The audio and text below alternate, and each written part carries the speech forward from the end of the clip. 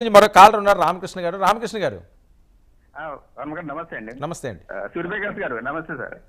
నమస్కారం సార్. నమస్కారం. మీరు మాటలో నాకు అసలు క్లారిటీ కనపట్ల. మీరు కాపీకి సంబంధించిన కాదు అని మీరు అంటున్నారు. ఓకే, మాకైతే మా పార్టీ అయితే జనసేన పార్టీ. ఓకే సార్, అట్లా నేనదే సార్ రామకృష్ణ గారు. ఇంకొక విషయం సార్, రాష్ట్ర ప్రతినిధి కాదంటున్నా. ఓకే ఓకే సార్, జనసేనలో ఉన్నా కూడా నేను కాపు నాయకుడిగా ఏ రోజు లేనండి.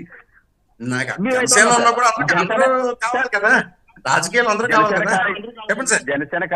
జనసేన కార్యకర్తలు అందరూ కూడా పవన్ కళ్యాణ్ వెంటే ఉన్నారు, కాపులందరూ కూడా పవన్ కళ్యాణ్ వెంటే ఉన్నారు. మీరేం భయపడద్దు. వైసీపీని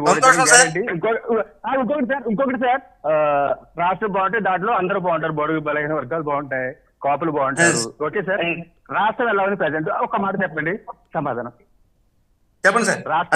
రాష్ట్ర పరిస్థితి ఎలాగుంది అదొకసారి చెప్పండి. మీరు రాష్ట్ర పరిస్థితి ఎలా ఉందని నేను చెప్పడం కంటే వచ్చే ఎన్నికల్లో ప్రజలే తీర్పిస్తారు సార్.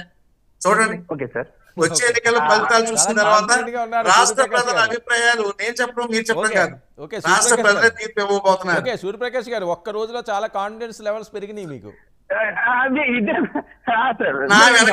నాయకుడు యొక్క బలం అటువంటిదండి. ఓకే ఓకే సూర్యప్రకాష్ గారు, మీకు ఒక బైట్ నేను వినిపిస్తాను, దీనికి కూడా మీరు సమాధానం చెప్పాల్సిన అవసరం ఉందండి. పృథ్వీ గారు